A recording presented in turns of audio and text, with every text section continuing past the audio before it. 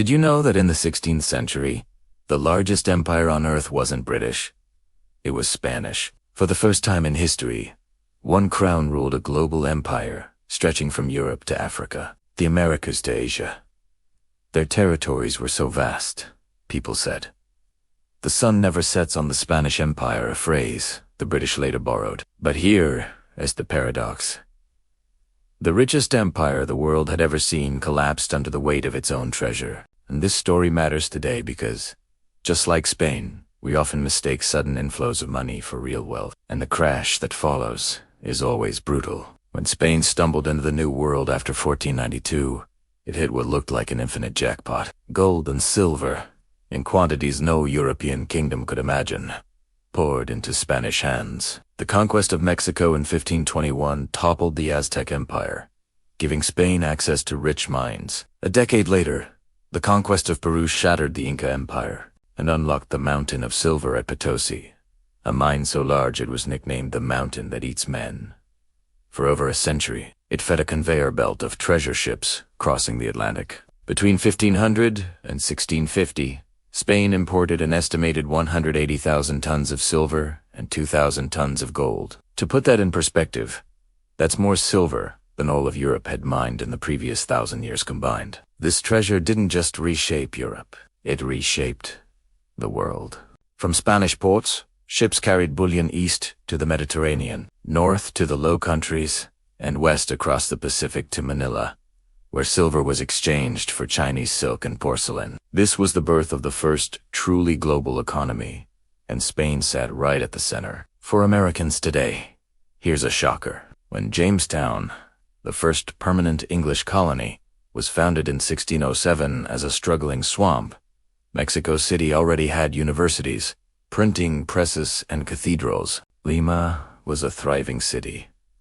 St. Augustine in Florida, founded by Spain in 1565, was the first permanent European settlement in what is now the United States, for decades before Jamestown.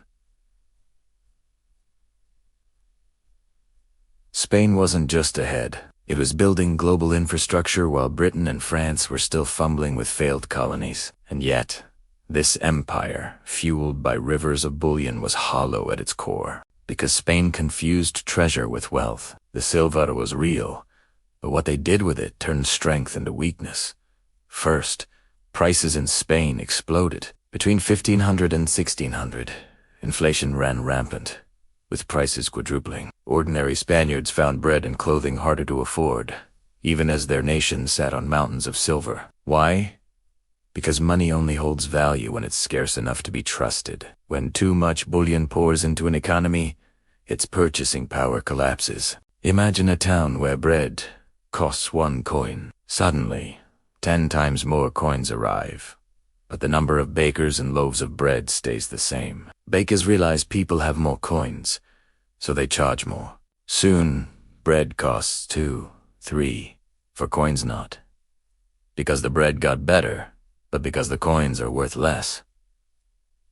That was Spain's fate. Economists call this the price revolution, the first great wave of global inflation, triggered by too much silver chasing too few goods. But the inflation didn't hit everyone equally. Elites who handled the silver first, nobles, merchants, and bankers profited before prices adjusted. Ordinary people on fixed wages were left behind. The irony was brutal.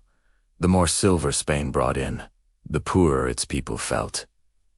The mistakes ran deeper. Instead of investing in productive industries, Spain spent its fortune on imports. Italian merchants, Dutch traders, and German craftsmen grew rich selling luxuries to Spain, paid for with American silver. The empire's own industries withered away. Why build factories or trade networks when you could simply wait for the next treasure fleet to arrive? Spain turned into a consumer, not a producer, while its rivals reinvested every coin they could get. And, of course, the Spanish monarchs burned staggering amounts of money on war. The Habsburg dynasty saw itself as the defender of Catholicism, and that mission carried an astronomical price tag. Treasure from Mexico and Peru funded wars against the Ottoman Turks, financed armies to suppress the Dutch revolt, and kept Spain entangled in endless conflicts. Even the infamous Spanish Armada of 1588, a colossal fleet sent to crush Protestant England, was fueled by New World silver. And when that armada failed, the financial shock was devastating. So where did all the gold and silver go? Into battlefields, ships, and debt.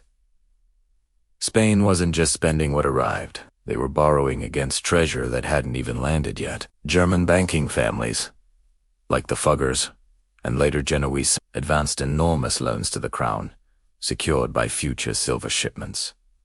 In theory, it was brilliant. In practice, it was suicidal. If a fleet was delayed, wrecked in a storm, or intercepted at sea, Spain defaulted. And it defaulted repeatedly 4 times in the 16th century alone. Imagine being the richest empire in the world and still declaring bankruptcy every 2 decades. That was Spain's reality. Into this fragile system sailed the pirates. They weren't just random marauders. They were weapons of economic warfare. England and the Netherlands understood that if you struck the treasure fleets, you didn't just steal bullion, you collapsed Spain's credit. Francis Drake, backed by Queen Elizabeth, plundered Spanish galleons and returned home with treasure worth half of England's annual revenue. In 1628, the Dutch privateer Piet Ent captured an entire Spanish treasure fleet off Cuba. That single strike nearly toppled Spain's finances again. Each time a fleet was lost, it was a sovereign default in real time. Spain had mortgaged tomorrow's treasure, and when pirates or storms claimed it, creditors across Europe were left unpaid. Meanwhile, England and the Netherlands reinvested their stolen silver into navies, banks, and trading companies, the foundations of their future empires. Spain's lifeline had become its Achilles heel. They could have used the bullion to build a sustainable economy, to invest in local industries and innovation. Instead, they treated silver like an endless fountain, falling into the most dangerous trap of all: debt addiction. The bullion passed through Spanish hands, like water through a sieve. Italian shipbuilders, Flemish merchants, and German bankers were paid in silver, enriching rival economies. Spain consumed, others produced. Every new fleet arriving in Seville made foreign creditors richer while hollowing out Spain's own industries. The crown crippled its domestic economy, locking itself into dependency. By the early 1600s, Spain still looked mighty on maps. Its empire stretched across oceans. Its kings sat in opulent palaces, and its cathedrals were filled with American treasures. But the empire was financially hollow. Inflation had eroded prosperity, debt had shackled the crown to foreign bankers, and piracy had turned Spain's greatest asset into its greatest weakness. The story of the Spanish Empire is a powerful lesson. True wealth isn't about how much treasure you have, but what you build with it. Thanks for watching.